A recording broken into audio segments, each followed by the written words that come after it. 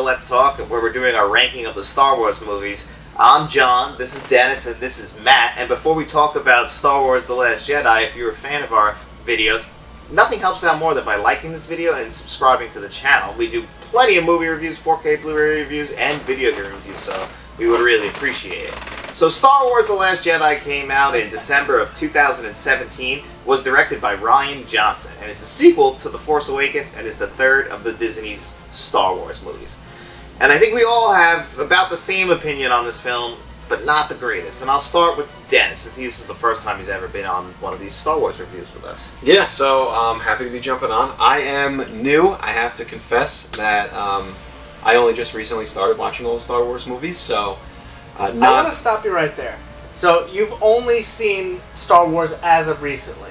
Correct. So breaking them up into trilogies, you have the prequels, the real Star Wars, yes, and then the Disney trilogies. Yes. What would you say so far is definitive Star Wars to you, in your opinion? I mean, the absolute worst is the prequels. Are the prequels, the first three films. Okay. I concur. When I watched them in chronological order. Right. First time ever, I was like, I'm not going through the whole what released first. I'm going in story order, what happened. The Right. first three, I couldn't stand. I thought they were really, really bad. I don't know, it really just junk. The actual Star Wars, the first ones that came out, were really good. I thought the first one was great. Second one was alright. And then the third I felt was just like a recycle of... Empire is alright? Empire was alright in the sense that, like, you know, bad guys win kind of thing.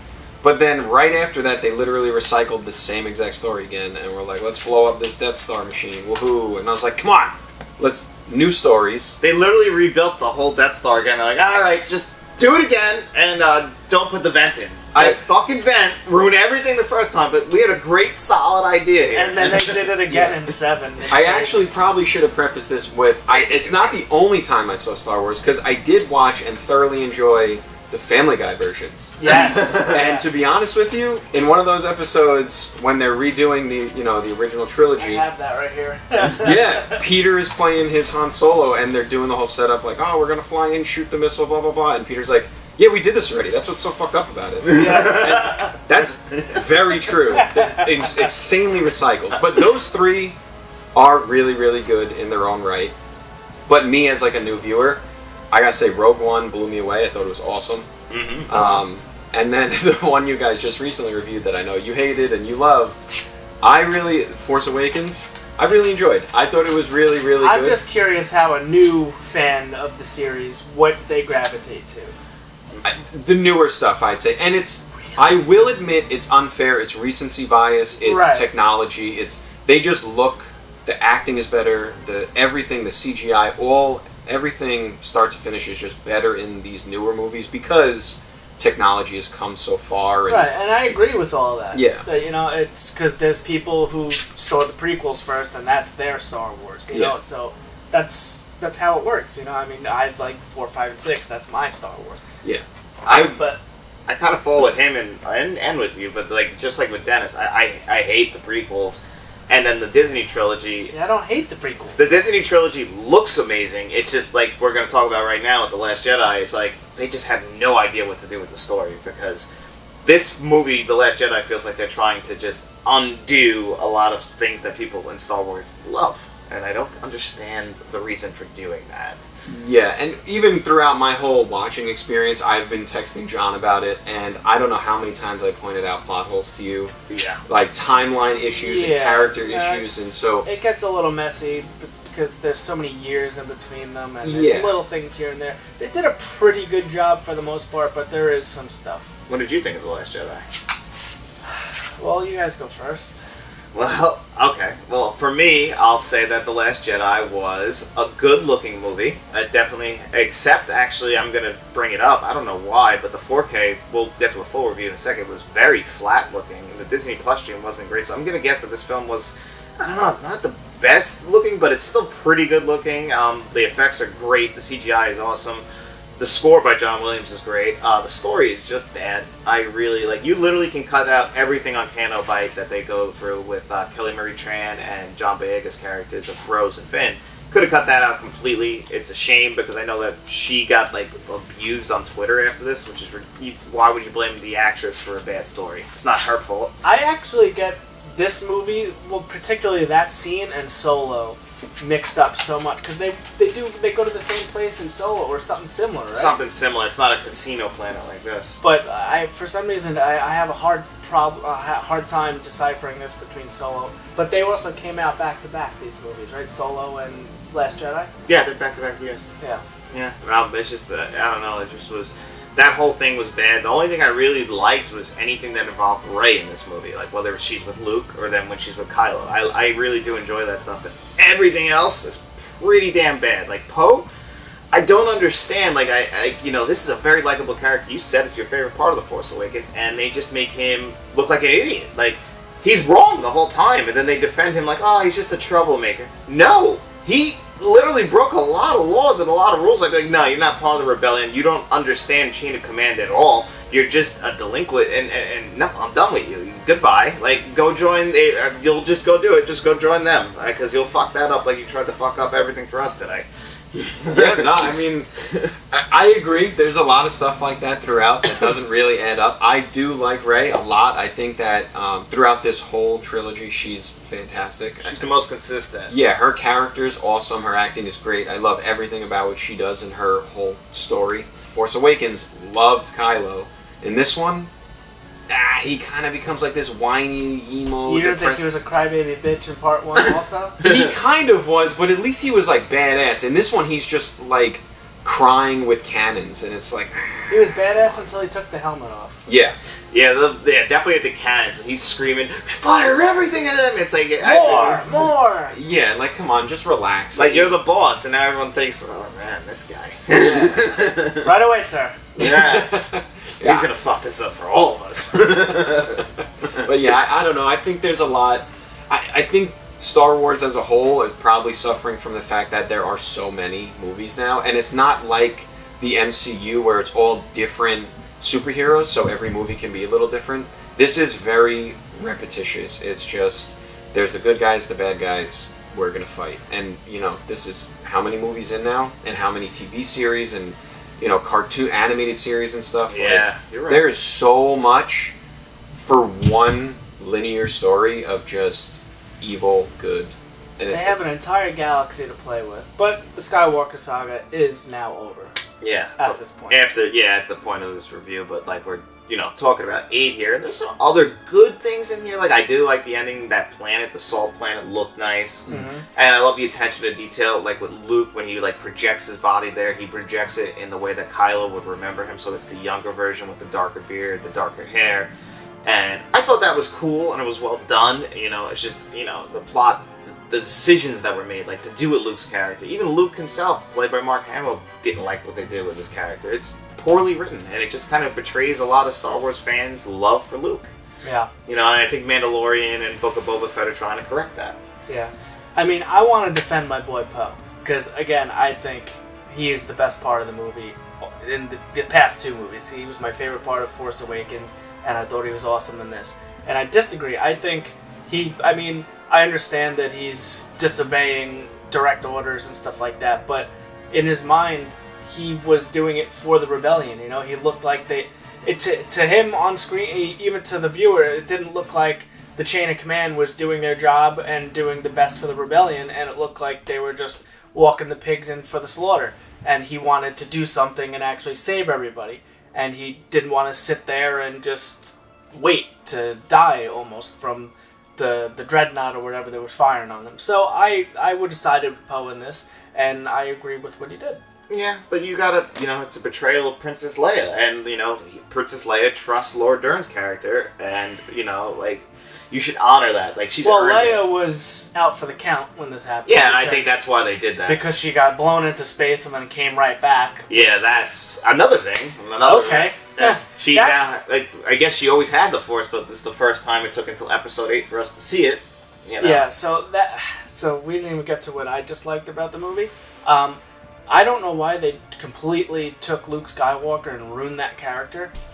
Because that is not Luke Skywalker. If you remember Luke Skywalker at the end of Jedi, he was on the top of his game. He had the black suit on, and he was a master Jedi.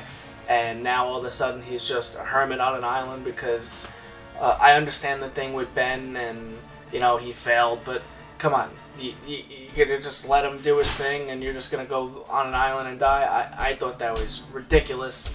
You know, Luke was always gung-ho, ready to go save the galaxy. He wanted to join the rebellion. And you said that, like, every time Rey would go up to him, it's always like, I'm not training him. He's just like a bitter old man. Yeah. I really disliked that, yeah. No, I agree. He became, you know, as a newbie coming in, everything about him in all the other movies was great. You know, Luke, like you said, was always ready to go, always ready to fight, always learning.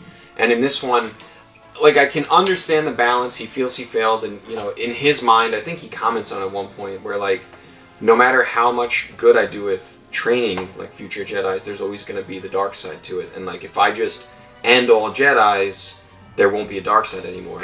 But at the same time, his goal should be to end the dark side. You know what I mean? Like, he shouldn't just crawl in a bowl, like you said, live as a hermit. Empire win. Yeah. Yeah, and that's all he ends up doing. You know, he goes on that island, and it annoyed me when Rey was trying to train with him because she'd go up to him and say, I'm not leaving until you train me. And he would be like, all right, whatever, go catch a fish, climb back in his cave. And then in the end, he never leaves the island. He gets that nice moment with Yoda and, you know, talking about the books. Which was awesome seeing Yoda again. It was cool seeing Yoda, and it was the old Yoda, which is perfect. It was the puppet. Yeah, which I liked seeing that. Yeah, I think practical effects. You know, you get Frank Oz back and everything. It worked out great, and I'm glad they did that, which is a nice little fan service moment when this movie felt like it was trying to betray Star Wars fans the entire step of the way. But, you know, and then there's another good scene. I do love the Kylo Ren and Rey's lightsaber scene in Snoke's, like, you know, red room there. Because, I mean, I don't know if you've ever seen it. I know you haven't. It was 1992's Bram Stoker's Dracula, directed by Francis Ford Coppola. The outfits those guys were wearing reminded me of that movie so much, right? Yeah, absolutely. Yeah, so I thought that was cool, and I love that scene. But then they betray it again right after by making her parents junk traders that they end up fixing again in 9, and it's just, that's bad writing. It is a mess. It is a big mess, and there is a lot of problems with this movie. I agree. However, I'm not gonna lie. I'm not gonna sit here and lie to you guys. I did not hate this movie. I actually kind of like this better than 7. It's weird. I don't know why, because I watched it last night. And we talked, and I know everyone hates this movie, and he'd watched it before me. He's like, yeah, good luck, because I had a few movies to watch. He's like, watch the worst one first. And I sat there, and I'm watching the movie, and, like, I hated what they did with Luke, and I hated seeing Leia get blown into space, and there's little stuff here and there. But by the end of the movie, I'm like, like, I kind of had a good time with this. I'm not going to lie. It wasn't terrible, you know? I don't understand why. I get why there's so much hate, but on the other side, there was particularly the scene when they're in the abandoned rebel base. Like, it really felt like a Star Wars movie. I don't know. It felt more Star Wars to me than Force Awakens, but that's my opinion. Yeah, right now The Force Awakens is number 5 on our list, and I was hoping to put this just above Attack of the Clones because Attack of the Clones still makes me nauseous. and so that would have been number 7 or 8 or something like that. But yeah, I don't know. I mean, I maybe have to watch Force Awakens again because I recommend it. You know, like the last video, somebody commented saying I hate it. I didn't hate it. It's just I get so passionate about Star Wars because 4, 5, and 6, those are my movies. I don't hate the prequels, but I didn't like all the new. I don't like change, and I didn't like the new characters. All the new characters. You get 2 seconds of Luke on screen, and Force Awakens, just something about it just bothers me. Kylo's a little bitch, and, you know, coming into this one, I don't know why I don't hate it. I really don't know why. I can't put my finger on it. And there's some terrible stuff in this movie, but again, I don't know. Well, I think the big issue probably that Star Wars is facing right now is those original movies were made so long ago. So to make new ones for a new audience, it's really hard to have that legacy cast and all those characters still exist. Right. So I think they're having a hard time finding that balance of kind of like paying homage to those first ones and keeping those characters at least their legacies and their stories alive while also introducing new. I do agree. I think that they just kind of were like, here's a new one, like all these new people, instead of but really. If they had him, they had Luke, they had Mark Hamill, Yeah. they put him in the movie. Yeah. So instead of having him do what he did, just have him do something cooler. You know, what they did to Luke just bothered the hell out of me. Yeah. Well, I can tell you right now, me and Dennis are both here, and we're not going to let this go above The Force Awakens, so we're going to slot this bad boy in at number 7. So, even though I know you said you enjoyed it a little more, it's going in at number 7. I can live with that, because again, I don't love it, Alright. you know, but it's... Alright. I just don't hate it as much as everyone says I should. I don't know why. No, I get that. And you know what? You got to be honest with your opinion. And people petitioned to have this movie remade. I remember there was controversy when this movie... because people hated it so much. And, I went to the theaters, I saw it, and it was more Star Wars. So I'm a Star Wars fan. I love it. I love to see anything Star Wars. But it's just... I can't put my finger on what I like or dislike about the movie. Well, something... I'll tell you what I dislike, but... Well, something that I did dislike, which actually was a surprise, was that 4K. It was not the best of 4Ks, but it wasn't the worst. We both have the Steelbook, which is actually a very nice Steelbook. Super nice steelbook. Yep. So you got Kylo on the back with Captain Phasma. See, a lot of people said they didn't like what they did with Captain Phasma. Like, I thought they could have used her more in this movie, but there was a decent resolution to her death, Her death was justified. That made sense. Yeah. Rose was a cool character. I really enjoyed Rose, which they totally shit on in the next movie. And then, you got Chewie, you got the droid, they're all back. But, so we got our 4K, we got our Blu-ray, and you got special features on a Blu-ray disc. They're not on the 4K. I like it when they do that. Yeah, some people want it in 4K, but hey, you got it on Blu-ray. That's my personal preference, I guess. But this is a nice little setup. So you thought it looked good? I thought it looked pretty flat. I didn't say it looked good, but I didn't say it looked bad. It was serviceable. It let me down, to be honest with you. I thought It had a good Atmos track. That is true. Okay. The Atmos track was really good. I'll admit that. It was a very good Dolby Atmos track. The film itself just didn't look great, and it did look like they were trying to replicate what J.J. Abrams did with The Force Awakens with a lot of lens flare, but that would actually just drown out the color in the scenes for me and make the blacks look gray. It didn't work for me visually, and it's another Disney 4K that just doesn't look good. And that's disappointing. But, you can watch it on Disney Plus if you want to. We know people aren't real big fans of this, including me and Dennis. And we'll be back next week where we talk about what I think is one of the worst, and that is Star Wars Episode 9, The Rise of Skywalker, where they just undo everything in this movie. So we'll talk about that again next week. And Can I dial this back for 1 second? Because this movie opens really good. Okay. The opening. You didn't like the opening? Oh, I hated it. Really? I gotta be honest. I'll admit to you guys something that you might not know about me. I don't like long, drawn-out action scenes. Oh. Yeah, I really don't. MCU, I thought, because it opened, I'm like, all right, let's go, I'm ready to rock and roll. And, I had a good time. If I was writing this movie, I would have wrote the exact same scene because I know that's what everyone likes, but I was definitely not into it personally. That was awesome. I love when the Laura Dern's character destroys the dreadnought by going into hyperspace. No, that looked beautiful. Or light speed or whatever, and blows through the entire fleet. That was awesome.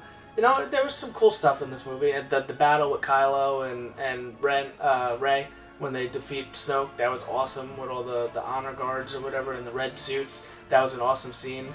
But there's some awesome shots, but there's some shit in this movie with Leia getting blown into space. That's silly. Yeah, no, it's not the worst. That should have just been the way she died. Yeah. Well, I don't think they foresaw her really dying. Right. So that definitely does hurt with Episode 9. Anyway, yeah, great 4K. Well, for the audio at least. I don't know if the Blu-ray itself has an Atmos track, but if you're an audio guy, the Atmos track on this is great. Awesome Steelbook, probably can't get that anymore. No. But, yeah.